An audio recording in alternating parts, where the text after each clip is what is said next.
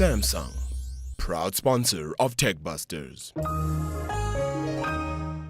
Aki, what's the verdict? Well, you know what? You and I have had long discussions about curved screens, and it's certainly, I must say, that the viewing angle is quite interesting because you can actually get a great viewing angle from wherever you might be. And I just, I'm in two minds about the curved screen, but the guys at LG seem to think that curved screens will be the way the future is going to go. But, we've heard these things before. But it's quite expensive. Well, it's the dawn of a new era. But here's the thing, that the whole manufacturing process has got to change to make flat screen, curved screens like that. So it's a whole new process and more money, and I guess they're going to sell more panels. I suppose you need a new range of hype, because a new round of hype, because 4K is not really biting. Look at 3D TVs. 3D never bit. Yeah. And there's got to be a new reason to buy a new television. Yeah. Well, there's some good news, Tony. That is good news, of course, that we've got a great television like that. But 200K, it is expensive. But if you've got the money, what's 200,000 Rand? For a guy like Toby, it's like buying Simba chips. But there's good news for homegrown talent and good news for South African gamers, because a South African developed game called Snail Boy has become one of the top games on Apple's App Store within weeks of its release. It charged onto the top 20 best new games on the US Apple App Store, and also reached at least the top 100 paid apps listing. Now, it's not a complicated game, but the goal is for the garden mollusk to retrieve his stolen shell pack from the sneaky shadow gang and then, play around like that. But it sells in South Africa for 15 Rand 99, and good on our South African developers for doing that. And it's a cute little game. You need one big breakthrough like that, and boy, you're going to make yourself some millions. Look at the guys with Angry Birds. Indeed. Astonishing.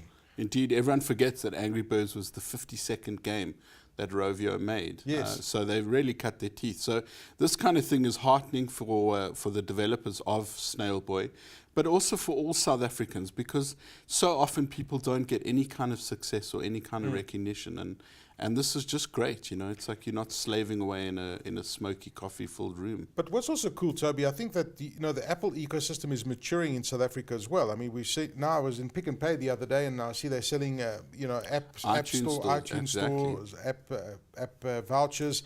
And the good news is that you can now download games in the South African App Store, which you couldn't before. So that's great news as well.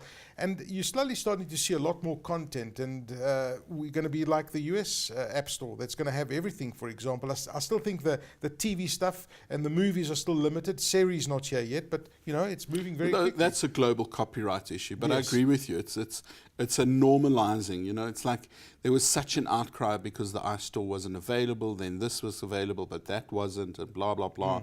And it got to the point now, I think, where we just expect it. Why shouldn't we? We may be at the southern tip of Africa, but we have big pipes and we have all sorts of things. Anyway, let's move on to our review. As promised, we've got Samsung's new ATIV, the 9 series laptop in the studio. And Aki had a chance to play with it and very reluctantly let me have a look at it. And I must say, very slick, very nice upgrade of the 9 series. I've always been a fan of these machines. Very compact, very useful. Unfortunately, not touchscreen though. Yeah.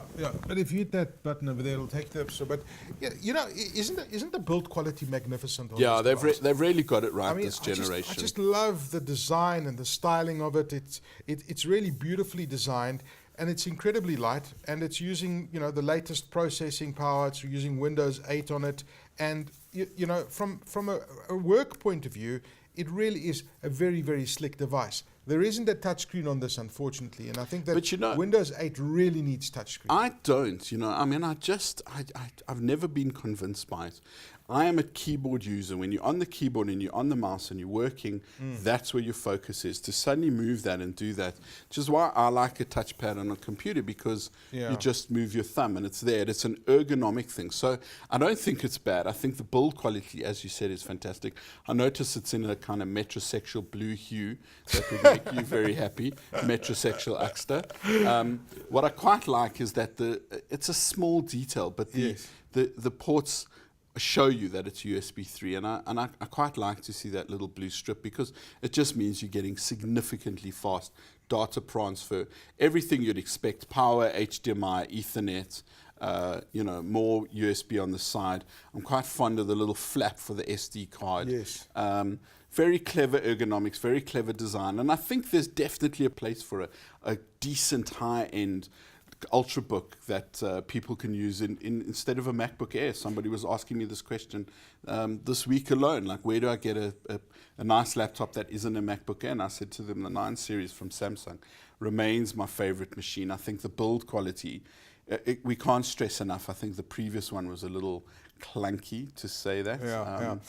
Just really nice, But there's very interesting, I mean, there's very interesting stuff happening with the processing power, with, Intel's next generation chips that are utilizing less battery power. And it's astonishing, we kind of forget that it was just 3 years ago that you had noisy fans, thick notebooks with a battery life of a maximum of 2 hours. And today we've got battery lives that go, extend way past 8 hours.